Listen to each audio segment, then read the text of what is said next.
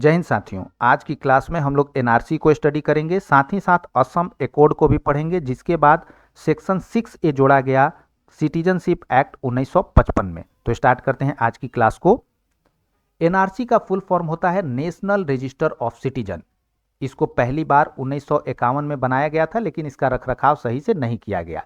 यह भारतीय नागरिकों की सूची है, यानी इसमें सिर्फ कौन शामिल है, तो इसमें भारत के सिर्फ सिटीजन्स ही शामिल है। जो लास्ट क्लास में हम लोगों ने एनपीआर पढ़ा था, उसमें सिटीजन्स भी थे और नॉन सिटीजन्स भी थे।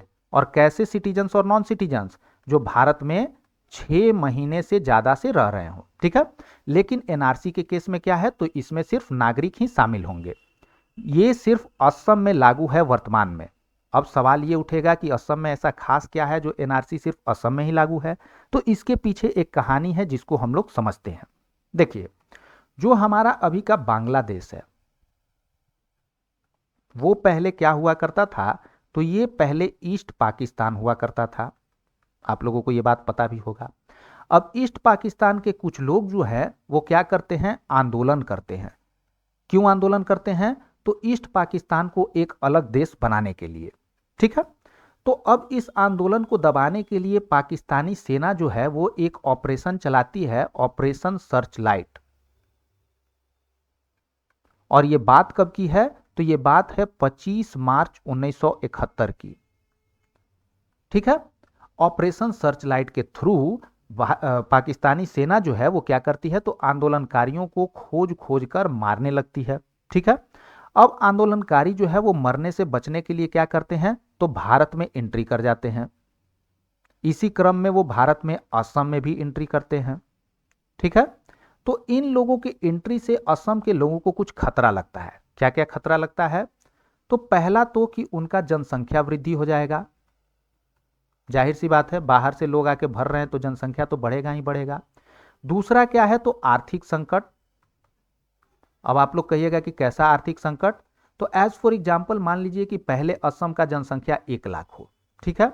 उसमें 10,000 क्या हो गया, तो 10,000 बाहर के लोग आके भर गए, तो अब जनसंख्या कितना हो गया, 1,10,000, ठीक है। तो अगर हम एक क्राइटेरिया नौकरी का ही ले लेते हैं, तो अब आपका कंपटीशन तो बढ़ा, बाहर के आने के लोगों के साथ 10,000 लोग बढ़ गए, तो वो भी अपना कंपटीशन क्रिएट करेंगे ना। तीसरा क्या है, तो सांस्कृतिक संकट। कैसा सांस्कृतिक संकट? तो देखिए, बाहर के लोग आए हैं तो वो अपना संस्कृति लेकर यहां पे आएंगे। अब वो अपना संस्कृति लेके आए हैं तो जो लोकल संस्कृति है उस पर प्रभाव डालेंगे ही। तो इसलिए असम के लोगों को लग रहा था कि जो लोग आ रहे हैं वो हमारे संस्कृति को भी हार्म करेंगे। चौथा क्या है, तो राजनीतिक संकट। कैसा राजनीतिक संकट?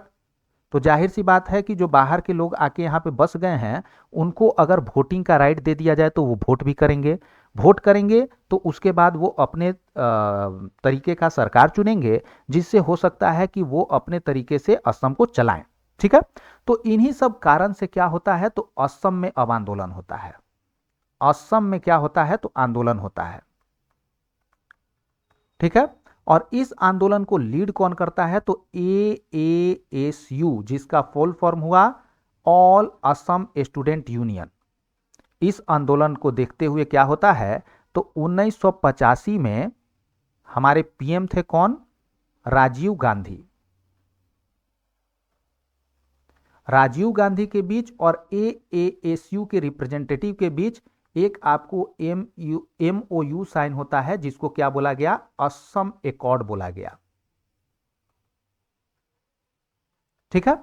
इस असम एकॉर्ड में क्या क्या बातें हुई, तो इस असम एकॉर्ड में हुआ कि यदि कोई व्यक्ति जो है 1 जनवरी 1966 से 25 मार्च 1971 तक, ठीक है, 1 जनवरी 1966 से 25 मार्च 1971 तक असम में इंटर किया है, तो उसको नागरिकता तो दिया जाएगा, लेकिन 10 साल तक उसको जो है वोटिंग का राइट नहीं मिलेगा, ठीक है।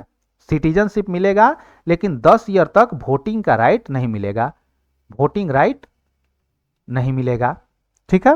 और अगर कोई व्यक्ति जो है 25 मार्च 1971 के बाद आया है, तो उसको नागरिकता नहीं दिया जाएगा, ठीक है। इसी को हम लोग असम एकॉर्ड के नाम से जानते हैं। आते हैं इसके स्टेटमेंट को हम लोग पढ़ लेते हैं। 25 मार्च 1971 को क्या होता है, ऐसे व्यक्ति जो पूर्वी पाकिस्तान को अलग देश बनाने की मांग कर रहे थे उन्हें पाकिस्तान की सेना ऑपरेशन सर्चलाइट के तहत ढूंढ ढूंढ कर मारने लगती है। जैसा मैंने बताया, इससे बचने के लिए पूर्वी पाकिस्तान से लोग भारत में आकर छुपने लगे। परिणाम क्या हुआ, असम में 1979 से 1985 में स्थानीय लोगों के द्वारा विरोध होता है जिसका नेतृत्व आसू करता है, ऑल आसाम स्टूडेंट यूनियन। 1985 में तत्कालीन प्रधानमंत्री राजीव गांधी द्वारा असम एकॉर्ड पास किया जाता है जिसमें निम्नलिखित प्रावधान थे। क्या क्या, अगर कोई 1 जनवरी 1966 से 25 मार्च 1971 के बीच असम में दाखिल हुआ तो उसे नागरिकता दी जाएगी, पर 10 वर्ष तक राजनैतिक अधिकार नहीं दिया जाएगा। और 25 मार्च 1971 के बाद कोई दाखिल हुआ है तो उसे नागरिकता ही नहीं दी जाएगी। ठीक है, अब यहां पे एक आपका जो है मतभेद है, किस किस में, तो जो सिटीजनशिप अमेंडमेंट एक्ट 2019 था और असम एकॉर्ड है उसमें क्या मतभेद है भाई। तो सिटीजनशिप अमेंडमेंट एक्ट 2019 में क्या बोला गया था कि जो भी 31 दिसंबर 2014 के पहले जो 6 अल्पसंख्यक वर्ग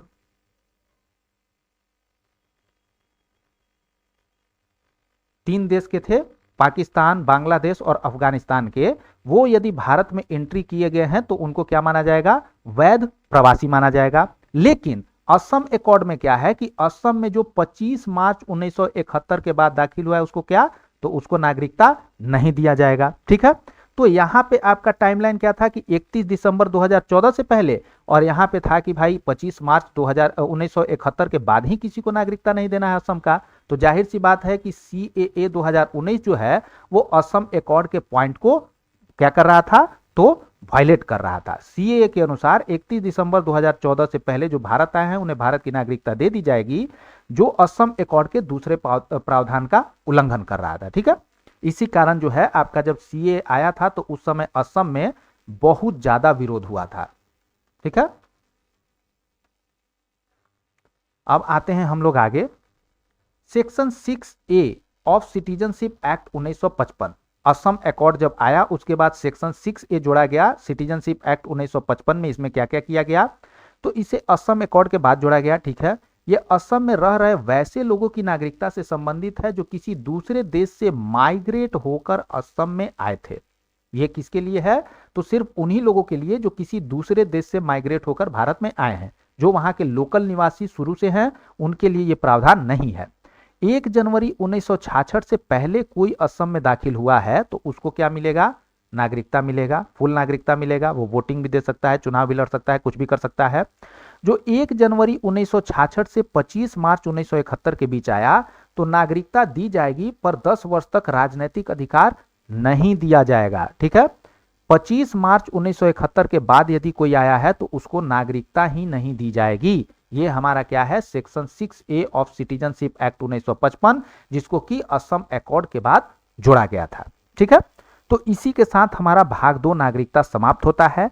नेक्स्ट क्लास में हम लोग फंडामेंटल राइट को स्टार्ट करेंगे। वीडियो यदि पसंद आए तो लाइक शेयर सब्सक्राइब जरूर करें। Thanks for watching students, bye, have a nice day.